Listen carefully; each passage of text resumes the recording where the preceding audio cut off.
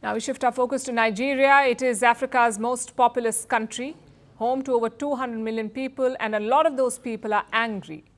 Today, after weeks of build-up, protests have begun in Nigeria. The government has been trying to stop them. President Bola Tinubu tried every trick in the book. He increased the minimum wage. His police and military threatened the protesters. He even got the clergy to denounce the protests, but nothing worked. Angry Nigerians took to the streets across the country today, despite numerous obstacles thrown their way. We'll start with the capital, Abuja, where the protesters' movement has been restricted.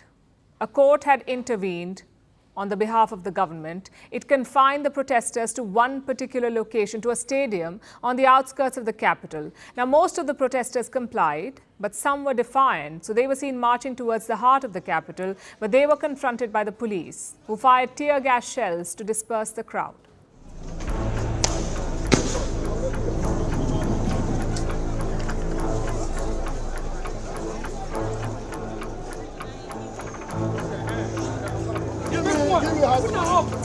Before you go down there, the second one already.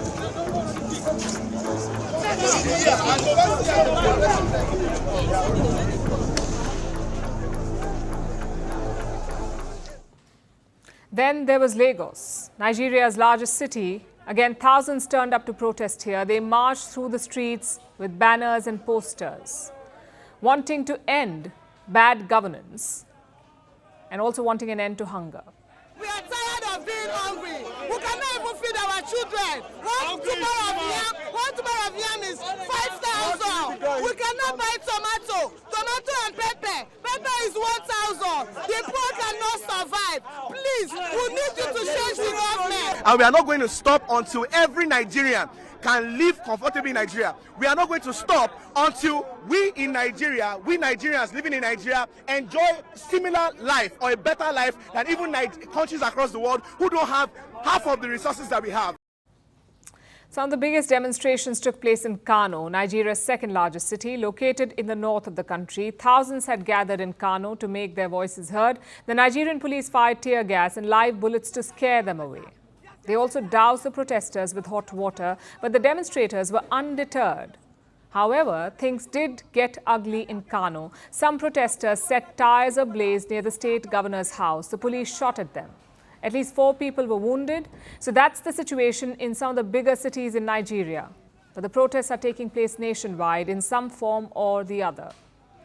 They're being organized online under the hashtag Endbadgovernance. And the protesters are in it for the long haul, it seems. Look at this post. The protesters have created a list of do's and don'ts. They're telling people to wear comfortable shoes, to carry water and sunscreen and power banks so that their phones are always charged, and they can share videos of police brutality in real time. As you can see, this is an extremely well-organized protest. The demonstrators are determined to bring their government to heel. Why? Because they're angry. Angry about the cost of living crisis in their country. Inflation crossed 34% in June, the worst level in 28 years. Food inflation is even higher. It was above 40% in the month of June. People are struggling to buy food. They're hungry. They want the prices to drop. President Bola Tinubu is being blamed for this inflation. When he came to power last year, he made a number of unpopular changes, or reforms, as he likes to call them. One of these reforms was especially brutal. Tinubu removed a nationwide subsidy on fuel, and this sent prices skyrocketing. Fuel now costs 3 times as much as it did 1 year ago, 3 times higher. And this has had a knock-on effect. You see, when fuel prices rise, everything becomes costlier because you need fuel to transport every single thing. The protesters understand this, which is why their main demand is the restoration of the fuel subsidy. If the subsidy returns, prices are expected to crash and people should be able to afford food again. That's the theory anyway. But will Tinubu listen? We'll find out soon enough.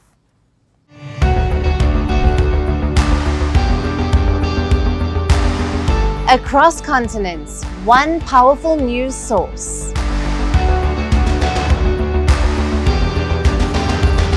Bringing you diverse perspectives on the issues that matter.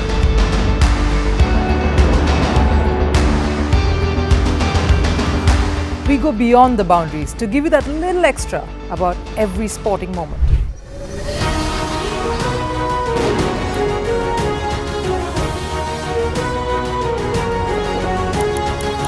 So thank you for making First Post 5 million strong. We're counting on your support, and you can trust us to bring you the news unfiltered and unvarnished.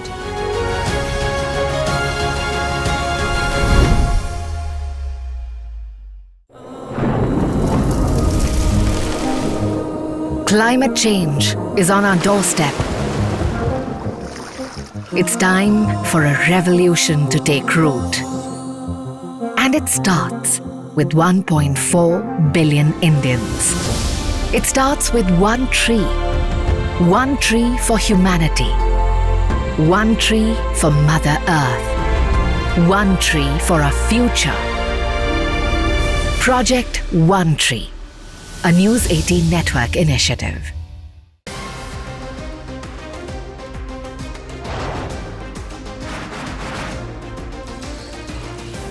On the show today, the T20 World Cup bandwagon has moved across to the West Indies. What can you expect from this? Hello, I'm Alison Green, coming to you from Durban, South Africa. Today we have a special show. Start with a report on India's shifting nuclear posture. For the first time since India officially became a nuclear power. Hello and welcome to First Post America. I'm Aaron Ham, coming to you live from the nation's capital in Washington, D.C.